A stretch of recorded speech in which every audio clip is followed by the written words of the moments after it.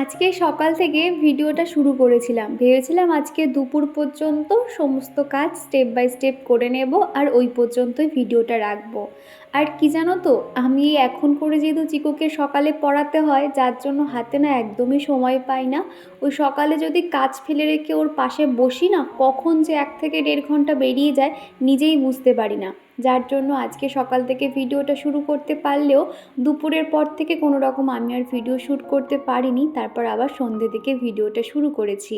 তো যাই হোক, উঠোন পুঠোন ঝাড় দেওয়া হয়ে গেছে। তার আগে বাসি ঘর বারান্দা সমস্তটাই ঝাটফাট দিয়েছি। আর দেখলেই তো বেলচা করে ধুলোটা ফেলে দিয়ে এলাম ওই সাইডটাতে। বাড়ির সামনে যে ফাঁকা জায়গাটা আছে, জঙ্গল হয়ে আছে, ওখানেই সবাই ময়লা ফেলে দেখেছি, এঁটো কাটা থেকে শুরু করে ধুলোবালি আমিও আর কি ওখানটাতেই আর কি ফেলে দিয়ে এলাম। উঠোন ঝাড় দেওয়ার সময় ছোট্ট একটা তুলসী চারা দেখলাম, সেটা আমার টবে আবার লাগিয়ে নিয়েছি। তুলসী গাছ লাগিয়েছি, তো মাটিটাতে খানিকটা জল দিয়ে দিলাম। আর এদিকে এই যে স্নেক প্ল্যান্টের একটা পাতা বললাম না, মানে উঠে এসেছিলো, মানে খুলে গেছিলো আর কি পাতাটা, তো সেই পাতাটা মাটিতে লাগিয়েছিলাম, জাস্ট এমনি লাগিয়েছিলাম, ভাবলাম ফেলে দেব। দেখলাম কি সত্যি সত্যি শিকড় বেরিয়েছে।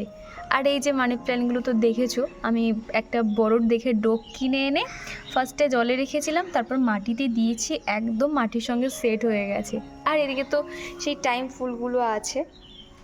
আর এই সাইডটাতে দেখাই, এই সাইডটাতে এই যে এইটা কিন্তু আস্তে আস্তে স্নেক প্ল্যান্টটা অনেকটাই কিন্তু বড় হয়ে গেছে, দেখতে পাচ্ছ। আর একটুখানি বড় হলে তখন এই টপটাকে চেঞ্জ করে দেব। আর এটা তো তোমরা দেখেছো, এই মানি প্ল্যান্ট এইভাবে আস্তে আস্তে স্মল স্টিক ধরে এগিয়ে যাচ্ছে। এই আর কি আমার কাছে গাছপালা বলতে এই, কেননা এগুলোকে খুব বেশি যত্ন করতে হয় না, আর আমার পক্ষে যত্ন করার অত সময়ও নেই। সেই জন্য যেগুলোকে অল্প যত্নে বেঁচে থাকবে সেইগুলোই আর কি রেখেছি। তো চলো, এই যে সকালে ড্রাই ফ্রুট ভিজিয়েছিলাম, কাজু বাদামটা শুধু নেই, শুধু মানে ওটা ছাড়াই কিশমিশ, আলমন্ড আর এই যে কালো কাজু, এই কি বলে কালো কিশমিশ, এটাই আর কি। তো চলো। হ্যালো এভরিওয়ান, সুপ্রভাত। কেমন আছো তোমরা সবাই? আশা করছি সবাই খুব ভালো আছো। আরও একটা নতুন দিন, নতুন সকাল তোমাদেরকে সাথে নিয়ে শুরু করছি। আশা করছি আজকের ভিডিওটা তোমাদের ভালো লাগবে।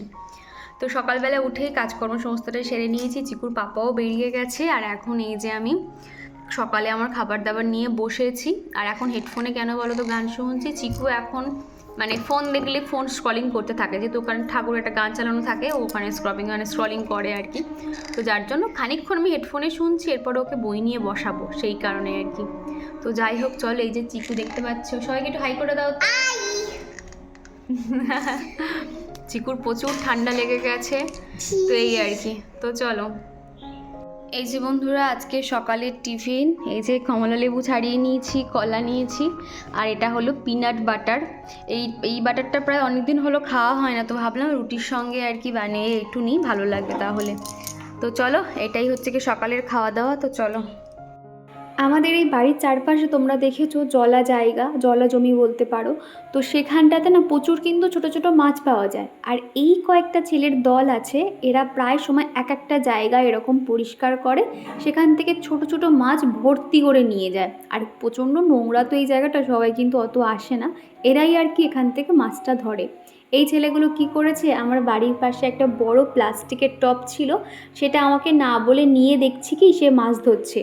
তো আমি যেই গেলাম তখন বলছে, কাকিমা কাকিমা এটা নিয়ে আমি মাছটা ধরি, আবার হয়ে গেলে দিয়ে যাব বলে সেই টপটা আর দিয়েই যায়নি, জানো তো, অত বড় টপটা পুরো গায়েব করে দিয়েছে।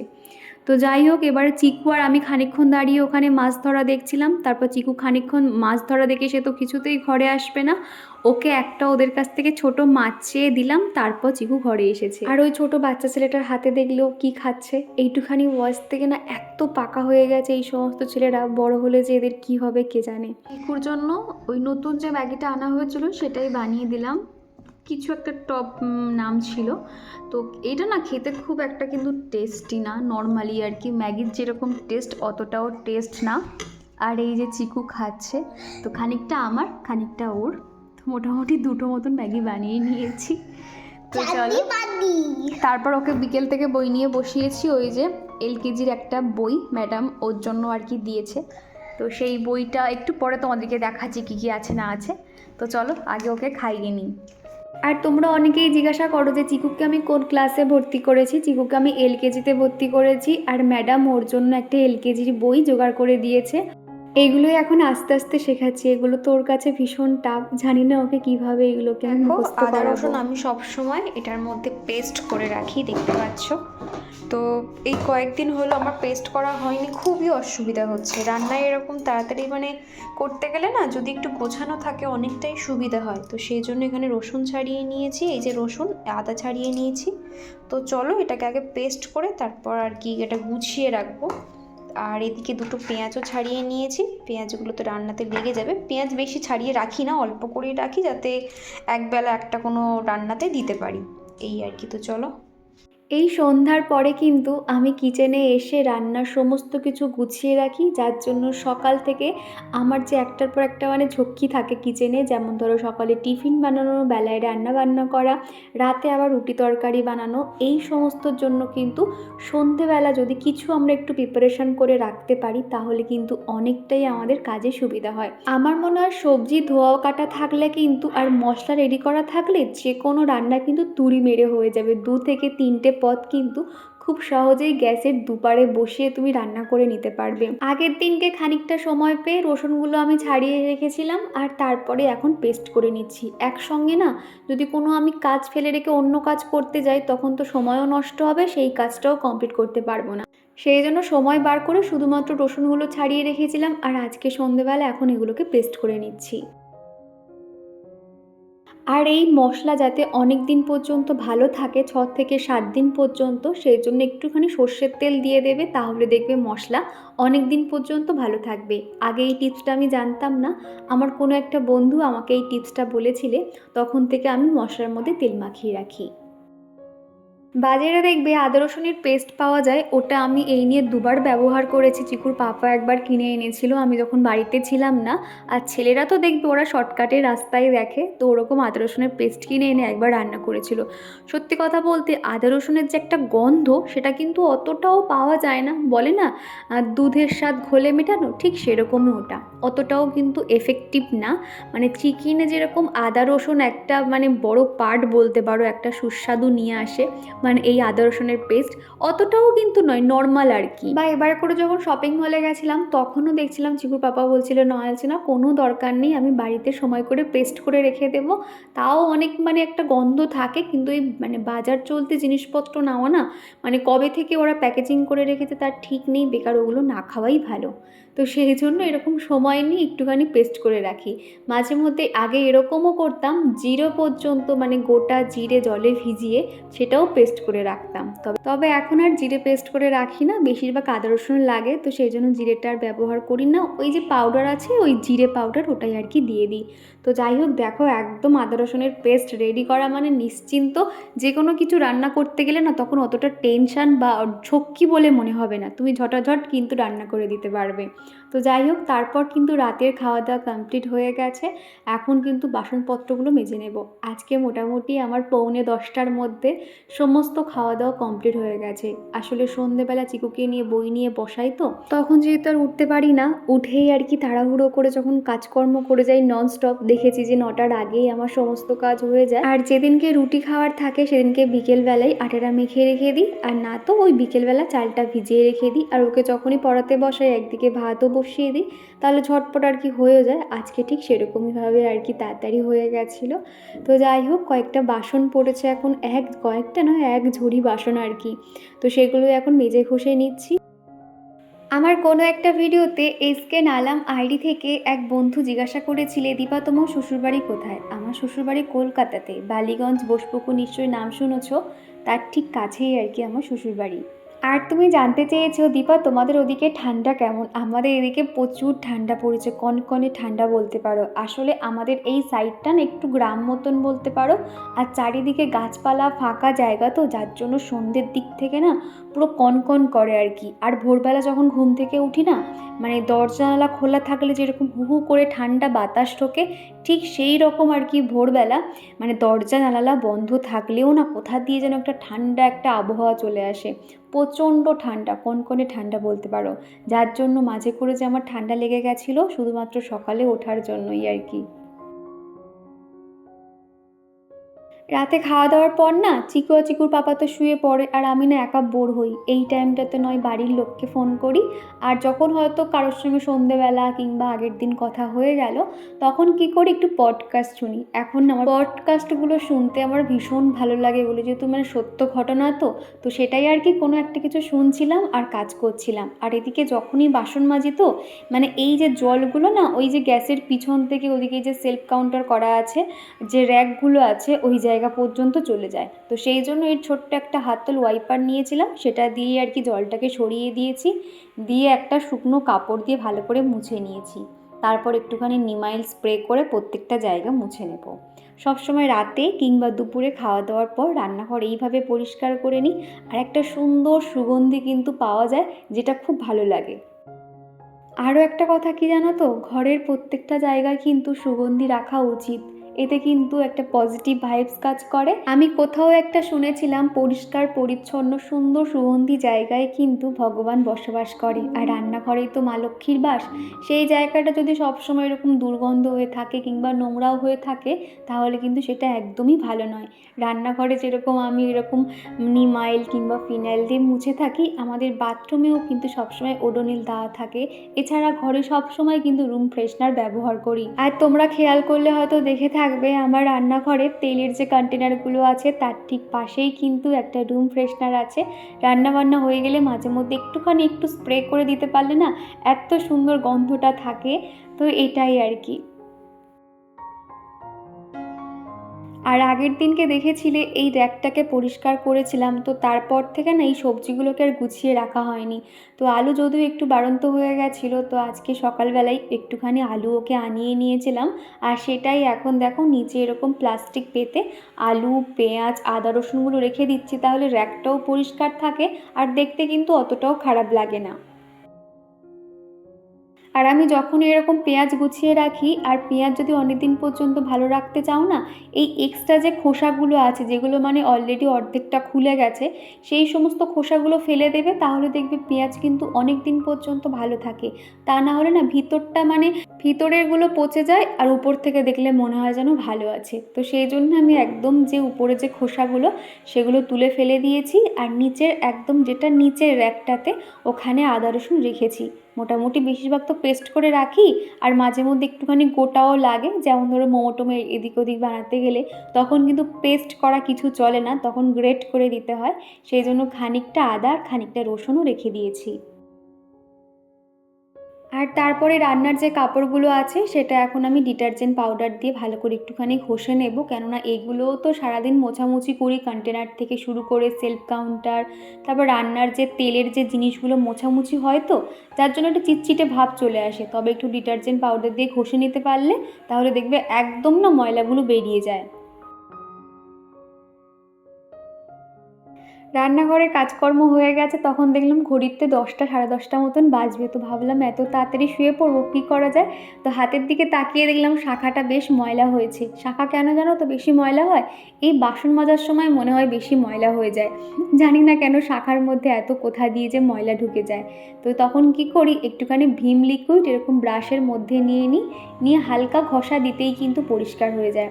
আর আমার এই হাতের শাখাটা কিন্তু অনেকটাই মোটা শাখা। মোটা শাখা পরতে আমার ভীষণ ভালো লাগে, আর এগুলো কিন্তু সহজে না বেড়েও যায় না। আরেকটা হাতের শাখা ছিল, সেটা একবার বেড়ে গেছিলো বলে এই একটা মাত্র মোটা শাখা রয়েছে, সেই জন্য ডান হাতে পরেছি আর কি। আর তার সঙ্গে একটা লাল চুড়ি ছিল, সেটাও কিন্তু না একটু কালচে কালচে ভাব চলে আসে, কেন জানো তো, ওই ধুলো ময়লার জন্য আর কি। তো সেটাও একটুখানি ঘষে নিয়েছি। আর আগের ভিডিওতে সোনিয়া গুহু বলেছিলে চোখের নিচে কালি পড়ছে কী করবে বলো। প্রথমেই বলি রাত জাগবে না আর কোনো রকম টেনশন করবে না, এটা তোমাকে করতে হবে। তারপর যতটুকু আর কি চোখের নিচে কালি পড়ে আছে, আন্ডার আই ক্রিম পাওয়া যায়, তুমি যে কোনো কসমেটিক্স দোকানে গিয়ে তুমি ওনাদেরকে বললে তোমাকে নিশ্চয়ই অন্যরকম সাজেস্ট করে দেবে, তুমি তোমার দাম অনুযায়ী নেবে। তবে আমার একটা বন্ধু ছিল, সে গার্নিয়ারের কিছু একটা ব্যবহার করতো আন্ডার আইয়ের জন্য। তো তুমি গার্নিয়ারটাও একবার ট্রাই করতে পারো। সত্যি কথা বলতে আমার কখনো ডার্ক সার্কেলের প্রবলেম হয়নি, তো সেই জন্য আমি এই বিষয়ে খুব একটা অতটা জানি না। আর সুরভি মণ্ডল ঘোষ আমার এই চুড়ির ডিজাইনটা দেখতে চেয়েছিলে সামনে থেকে, তো ভাবলাম চলো দেখিয়ে দিই। এই ডিজাইনটা আমার খুব পছন্দ হয়েছিল, দুর্গাপুজোর আগে নিয়েছিলাম আর কি, ওই 150 টাকা মতো নিয়েছিল। আর এখনও পর্যন্ত কিন্তু ইনস্ট্যান্ট ভালো আছে, কোনো রকম কালার ফালার কিছু ওঠেনি। আর এই ডিজাইনটা আমার ইউনিক লেগেছিল বলে তো আমি দেখা মাত্র এটা নিয়ে নিয়েছিলাম। আর এই চুড়িটা না আমি মাঝে মধ্যে খুলেও রাখি, যখন আটা মাখতে যাই তো মানে লেগে যায়, আটা লেগে যায় আর কি, আর একটুখানি অসুবিধা হয়, তো মাঝে মধ্যে খুলে রাখি আবার পরি, এই করি। আমি না সবসময় হাতে মোটা শাখা মোটা পলা এরকম চুড়ি পরে থাকতে খুব ভালোবাসি, তবে ইচ্ছে আছে চওড়া একটা শাখা পরার। সকালের জন্য সবজি কেটে নিয়েছি আর ভেবেছি কালকে সকালবেলা একটু খিচুড়ি বানাবো। এই ঠান্ডার সময় না একটু গরম গরম খিচুড়ি খেতে বেশ ভালো লাগবে। তো যার জন্য এখানে বিনস, আলু, গাজর আর একটা পেঁয়াজ নিয়ে নিয়েছি, হাতে মেখে কালকে গোবিন্দভোগ চাল দিয়ে খিচুড়ি করব। তো যার জন্য একটা আলুও দিয়েছি। আর সকালে এই খিচুড়ি চিকুর পাপাকেও দেবো, আর আমাদের সকালে ব্রেকফাস্টটা হয়ে যাবে। আর সাথে হবে বেগুন, আর কি ওই যে বেগুনি যেটা বলে, এই যে দেখতে পাচ্ছ একদম পাতলা পাতলা করে বেগুনি, মানে বেগুনের স্লাইসগুলো করে নিয়েছি। আর এদিকে নুন জল করে নিয়েছি, নুন জলে এটা ভিজিয়ে রাখবো, তাহলে খুব ভালোভাবে এর মধ্যে নুনগুলো ঢুকে যাবে। তো এইভাবেই রেখে দেব ঢাকা দিয়ে। সকালে এসেই ঝটপট আমার যে ইলেকট্রিক কেটেল আছে ওটার মধ্যেই আমি খিচুড়িটা বসিয়ে দেব, আর ওটার মধ্যে অনেক সুবিধা হয়, তাড়াতাড়ি হয়েও যায় বেশ দেখেছি। তো ওটার মধ্যেই ঝটপট খিচুড়িটা বসিয়ে দেব, আর গ্যাসে এদিকে বেগুনিটাও করে নেব, তাহলে কোনো অসুবিধা হবে না। তো চলো, মোটামুটি রান্নাঘরের কাজ সমস্তটাই সেরে নিয়েছি। এরপরে যাব স্কিন কেয়ার করব, ঘরের টুকটাক কাজগুলো আছে সেগুলো আর কি করে নেব। এটা এইভাবে রাখবো, তারপর এই থালাটা দিয়ে এইভাবে ঢেকে দেব, ব্যাস। প্রতিদিনের মতন আমার রাতে কিছু ড্রাই ফ্রুট ভেজানোর থাকে। এই যে কবে এই যে এনে দিয়েছে, এটা এখনও শেষ হয়নি। আসলে এই সিডসগুলো আমার একদম ভালো লাগে না, শুধু এর মধ্যে আলমন্ড আর কাজু কিশমিশ এগুলোই আর কি খাই। তো চলো, এই যে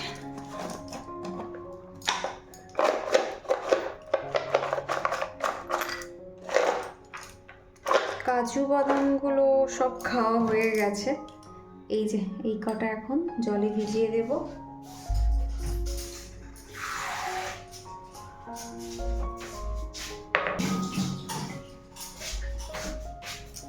এই যে একটা কাঁচের গ্লাস নিয়েছি, কালকে ভাবছি সিডসগুলোকে একটুখানি জলে ভিজিয়ে দেব। সিডসগুলো দাঁড়াও, চামচ দিয়ে বার করতে হবে।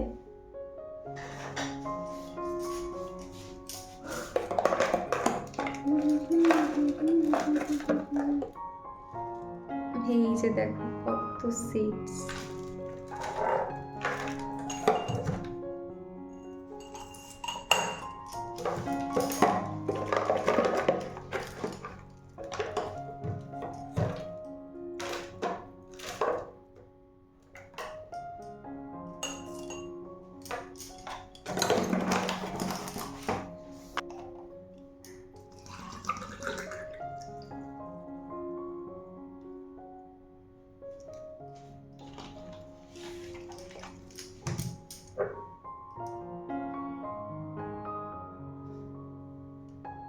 এটা ভিজিয়ে দিলাম, এটা ধারে রেখে দেব, এর উপরেই এটা চাপিয়ে দেব, এটা দিয়ে চাপা দেব। তোমরা দেখেছিলে বাড়িতে আমি একটা তেল বানিয়েছিলাম, মানে ওই নারকেল তেলের সঙ্গে আরও অনেক কিছু মিশিয়ে একটা ঘরোয়া তেল বানিয়েছিলাম, সেটা চুলের জন্য ভীষণ উপকারী আর কি। তো সেটা দেখেই মাই হ্যাপি ফ্যামিলি আইডি থেকে এক বন্ধু বলেছিলে, দীপা পরের বারে যখন তুমি তেলটা বানাবে অবশ্যই তুমি ডিটেলসে শেয়ার করো। অলরেডি আমার চ্যানেলেই কিন্তু ওই তেলটা কিভাবে বানিয়েছি শেয়ার করা আছে, আমি এখনই কমিউনিটি পোস্টে দিয়ে দেবো, তুমি দেখে নিতে পারবে। আমি তো এখন তেল বানাচ্ছি না, যেহেতু অনেকটাই মতো তেল আছে, এখনও 2-3 বার মাথায় দিতে পারবো, তারপরেই আর কি তেল বানাবো। তো তুমি যখন বলেছো আমি অবশ্যই এরপরে যখনই বানাই না কেন আমি শেয়ার করব। আর তারপরে কিন্তু এখন চলে এসেছি স্কিন কেয়ার করে নিতে। আগের দিনকে না অফ ক্যামেরাতেই ফেসিয়াল করে নিয়েছিলাম। আমার যেহেতু ফেসিয়ালের যে টিউব পাওয়া যায় সেগুলো আছে, তো বাড়িতেই আর কি মাঝে মধ্যে করে নিই। আর এই ক্রিমগুলো এত ঠান্ডা হয় না, পিঠে দিতেই মাত্র ছ্যাঁক করে ওঠে। তো যাই হোক, মুখে আমি ওই বায়োটিকের যে ক্রিমটা ব্যবহার করি, নাইট ক্রিম, সেটাই ব্যবহার করলাম। আর হাতে পায়ে একটা লোশন ইউজ করে নিচ্ছি। তো যাই হোক, চলো বন্ধুরা, আজকের ভিডিওটা এই পর্যন্ত। আবারও দেখা হচ্ছে পরের কোনো একটা ভিডিও।